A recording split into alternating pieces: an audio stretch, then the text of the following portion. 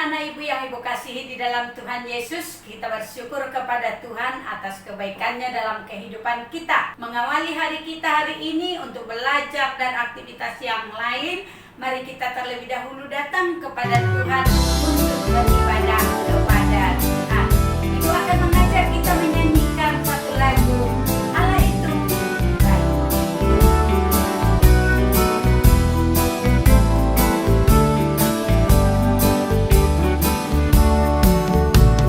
Allah itu baik, sungguh baik bagiku, ditunjukkannya kasih setianya. Dia menyediakan yang kuperlukan, menyatakan kebaikan, menyatakan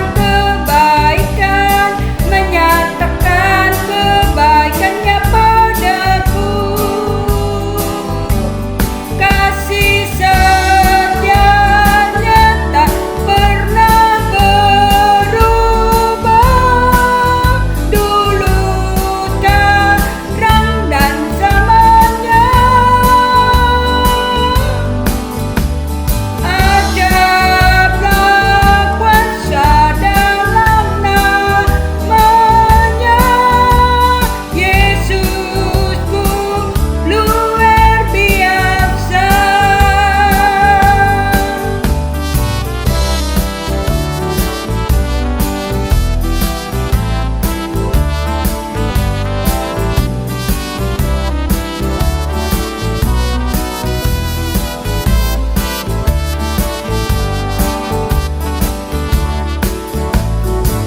Allah itu baik, sungguh baik bagiku, ditunjukkannya kasih setianya. Dia menyediakan yang kuperlukan, menyatakan kebaikan,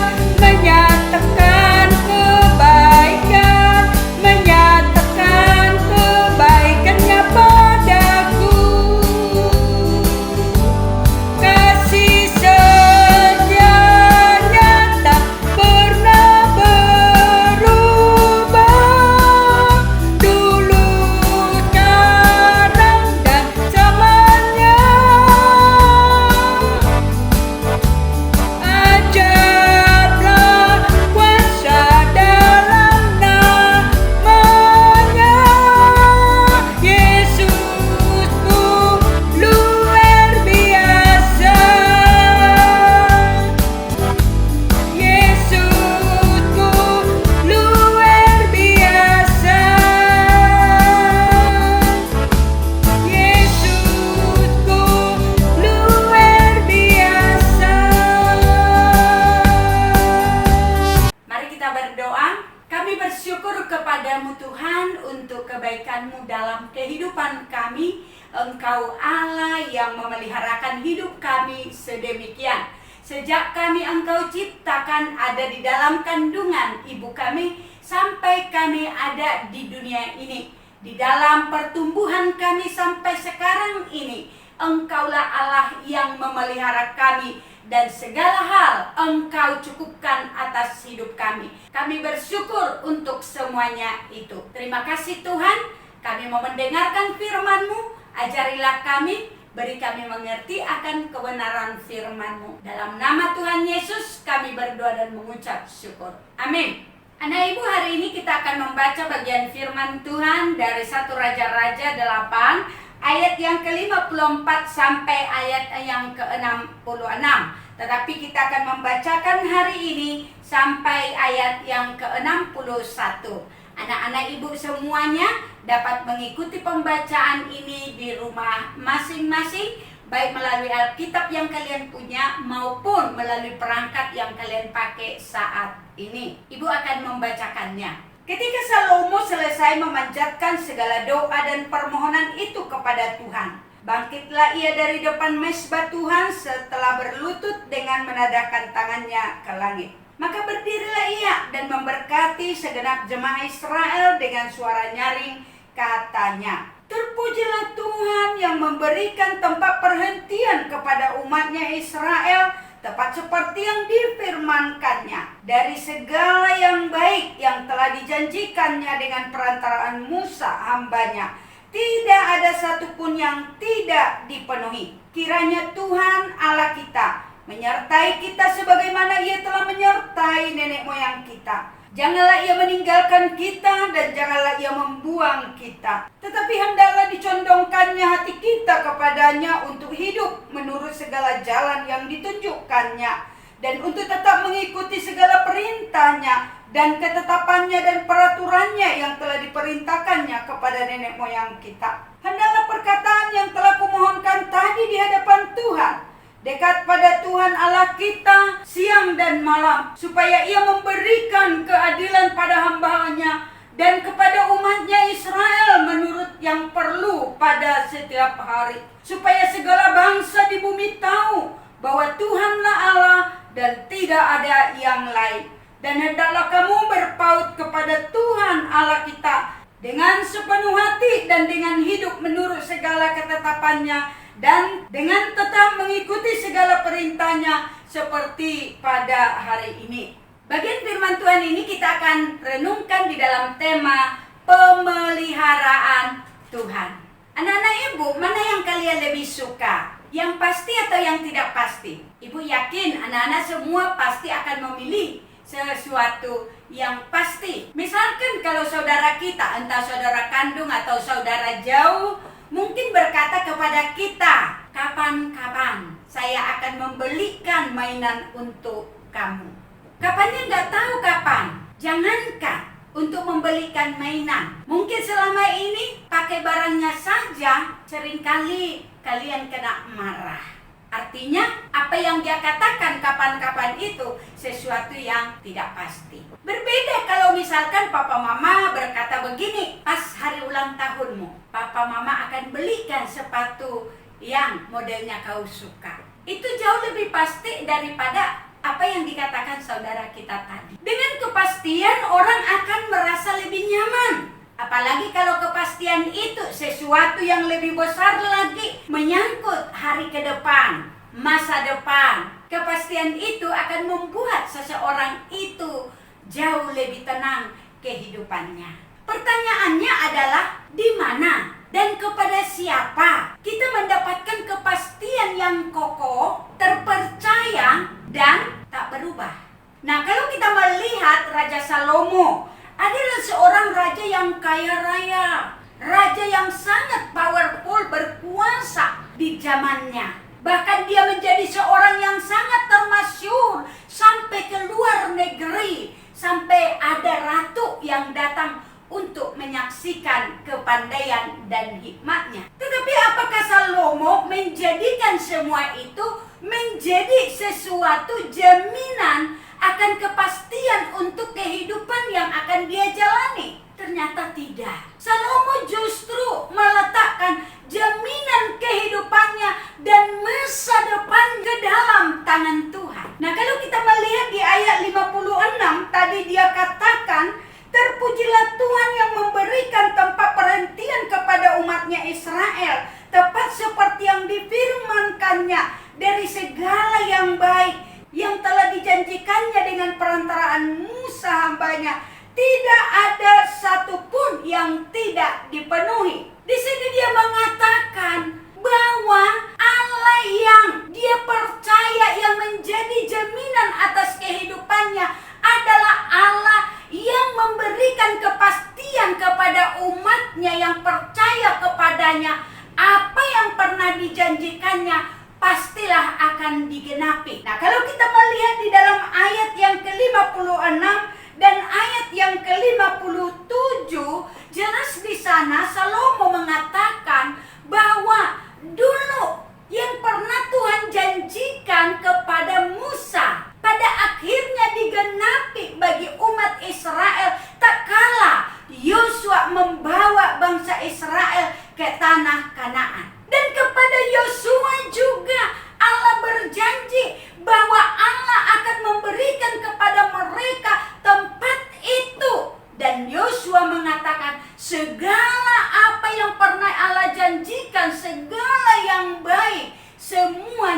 digenapi oleh Tuhan. Dan itu diulangi oleh Salomo lagi di dalam bagian ini. Dia mengatakan bahwa segala yang baik yang pernah Allah janjikan itu semuanya digenapi oleh Tuhan. Jadi kita lihat di dalam bagian ini, kenapa Salomo menjadikan Tuhan menjadi andalan, menjadi pegangan, menjadi jaminan dalam kehidupannya.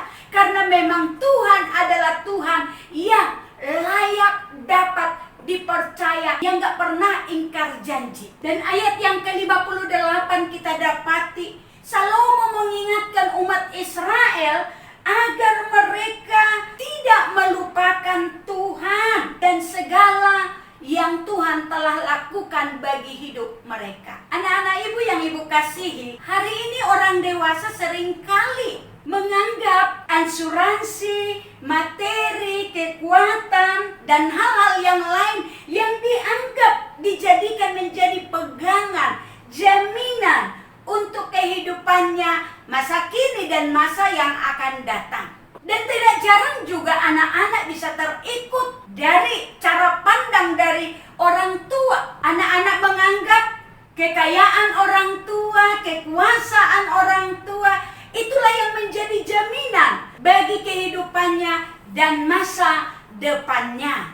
Padahal kekayaan, materi, kuasa, bahkan orang tua kita sendiri pun itu terbatas adanya. Kadang ada orang yang kaya sekaya-kayanya, tetapi suatu masa ke depannya dia jatuh miskin, bangkrut, semiskin-miskinnya, bahkan untuk makan pun dia harus meminta atau berharap kepada belas kasihan dari keluarganya. Harusnya kita belajar dari Salomo. Di dalam segala kelimpahan materi yang dia punya, di dalam semua kuasa yang dia punya, dia tahu bahwa hanya Tuhan yang menjadi jaminan. Kenapa? Karena dia belajar mengenal bahwa Tuhanlah yang menjadi sumber dari apa yang dia punya.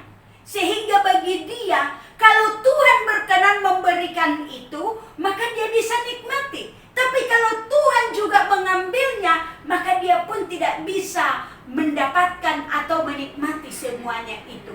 Oleh sebab itu, maka dia terus berharap kepada Tuhan, menjalani kehidupannya dengan mengandalkan pemeliharaan Tuhan. Mari anak-anak ibu, kalau sampai sekarang ini kita masih dicukupkan oleh Tuhan untuk segala apa yang menjadi keperluan hidup kita, mari kita boleh belajar untuk menjadikan hanya Tuhanlah yang menjadi jaminan bagi kita. Kita syukuri apa yang Tuhan anugerahkan bagi kehidupan kita. Kalau mungkin di hari ini keluarga kita mengalami keterbatasan di sana sini, belajarlah mempercayai Tuhan, bersyukur kepada Tuhan, dan minta hikmat dari Tuhan agar apa yang ada itu kita dengan hikmat Tuhan dapat mengelolanya sehingga tercukupkan apa yang menjadi kebutuhan primer kita.